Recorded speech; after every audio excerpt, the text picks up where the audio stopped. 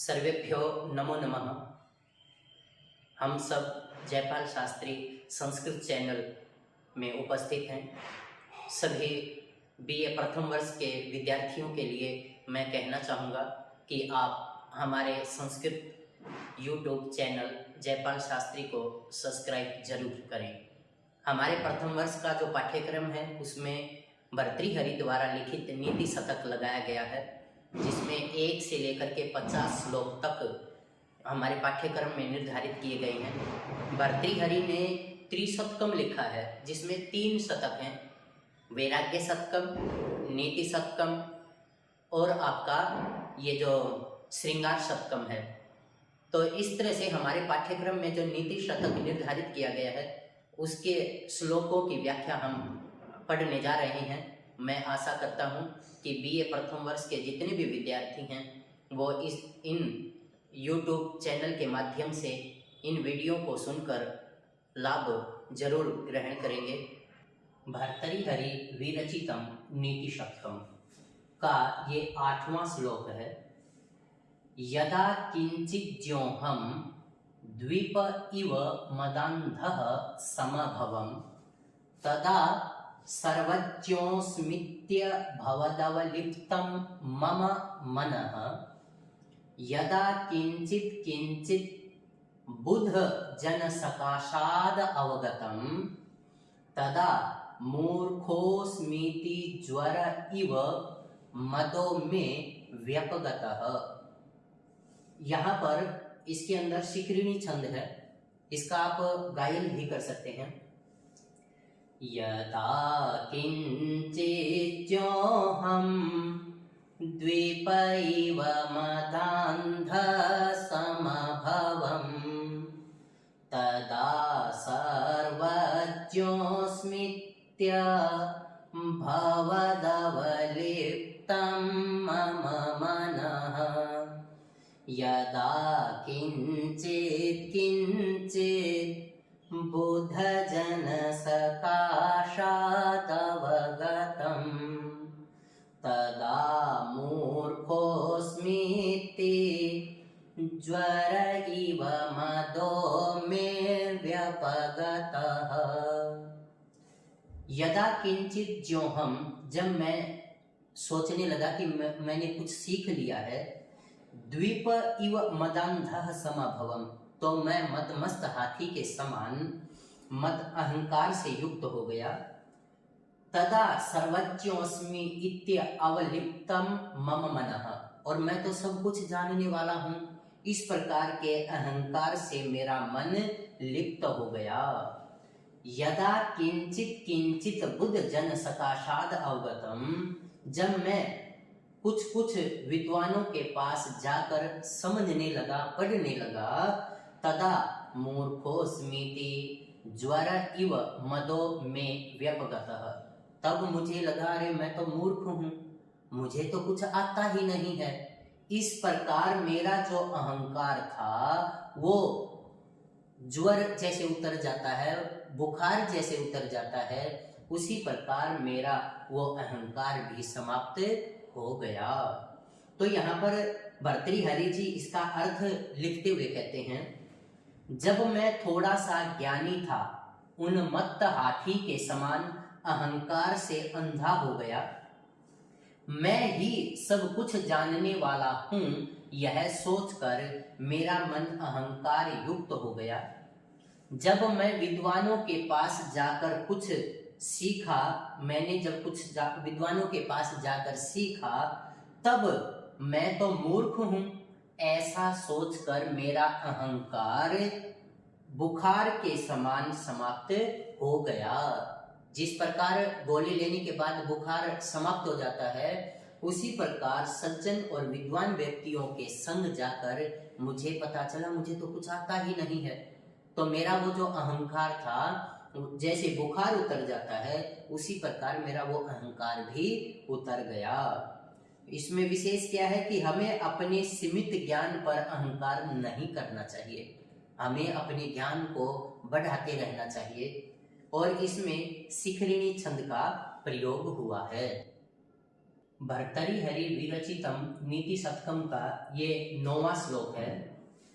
कृमि कुलचितम लाला क्लीन्नम विगंधि जुगुप्सितम निरूपम रस प्रीत्या खादन रास्थि निरामिषम सुरपतिम अपि स्वापार्श्वस्थम विलोक्य विसंकते न हि गणयति क्षुद्रो जंतु परिग्रह फलगुताम।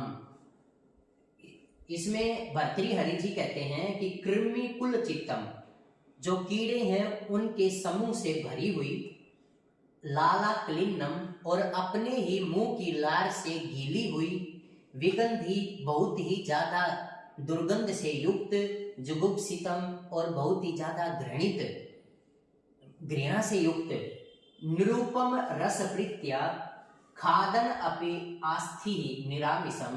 तो कहता है कि मनुष्य की जो मांस से रहित हड्डी है उसको बड़े ही प्रेम और प्रसन्नता से खाता हुआ, सुरपतिम अपि स्व पार्श्वस्थम विलोक्य विसंकते, वैभव संपन्न सारे साधनों से युक्त होते हुए इंद्र को भी कुत्ता पास में देखकर ये शंका करने लग जाता है कि कहीं ये मेरे स्वादिष्ट भोजन को तो नहीं छीन लेगा।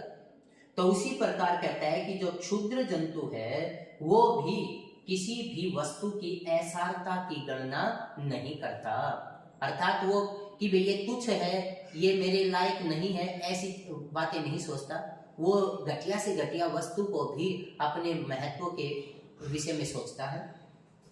इसलिए भर्तृहरि कहता है कि कुत्ता कीड़ों के समूह से भरी हुई, मुख की लार से गीली हुई, दुर्गंध से भरी हुई, घिनौनी मांस रहित मनुष्य की हड्डी को अत्यंत प्रेम और प्रसन्नता से खाता हुआ, पास में खड़े हुए वैभव संपन्न, जिसके पास सब साधन है, ऐश्वर्यशीलता की धन दौलत सब है, लेकिन उसको भी पास देखकर शंका से देखता है कि कहीं ये मेरे स्वादिष्ट भोजन को तो नहीं छीन लेगा, क्योंकि नीच प्राणी ग्रहण की हुई वस्तु की ऐसारता को नहीं विचारता है, अर्थात तो उसके लिए तो वही सर्वश्रेष्ठ है, वही ज्यादा महत्व रखने वाली है। तो इसमें विशेष क्या है कि भर्तृहरि ने कुत्ते का उदाहरण देकर नीच व्यक्ति के तुच्छ स्वभाव को बताया है कि तुच्छ व्यक्ति का जो स्वभाव है बड़ा ही गंदा होता है, वो किए हुए उपकार को भी नहीं मानता, और इसमें हरिणी छंद का प्रयोग किया गया है। भर्तृहरि विरचितम नीति शतकम का ये 10वां श्लोक है। शिरः सार्वं स्वर्गात् पशुपते शिरस्थः क्षितिधरं महित्रादुतंगादवनि मवनेशश्चापि जलधिम् अधोधो गंगेयं पदमुपगतास्तोकमथवा विवेकभ्रष्टानां भवति विनिपातः शतमुखः। इसमें शिखरिणी छंद है। शिरशार्वं स्वर्गात् पशुपति शिरस्थ क्षितिधरं महेद्रादुत्तंगातव निमवनेश्चापि जलधिम् अधोधो गंगेयं पदमुपगतास्तोकमथवा विवेकभ्रष्टानां भवति विनिपातः शतमुखः। इसमें कहता है कि शिरः सार्वं स्वर्गात् पशुपति शिरस्थ क्षितिधरम्। कहता है कि भाई पहले तो स्वर्ग में गंगा निवास करती थी, उसके बाद वो पशुपति अर्थात शिव शंकर के सिर पर उसका पतन हुआ, गिरी, और फिर उनके सिर से वो एक बहुत बड़ा ऊंचा जो पर्वत था उस पर्वत पर गिरी, और उस पर्वत से फिर वो पृथ्वी पर गिरी, और पृथ्वी से फिर समुद्र में गिरी, अधो अध गंगेयम पदम उपगता स्तोकम अथवा, कहता है कि धीरे धीरे गंगा का जो उच्च स्थान था, कहाँ स्वर्ग में थी, और धीरे धीरे उसका पतन होते हुए वो पृथ्वी, और पृथ्वी से फिर समुद्र में नीच से नीच स्थान पर चले गए।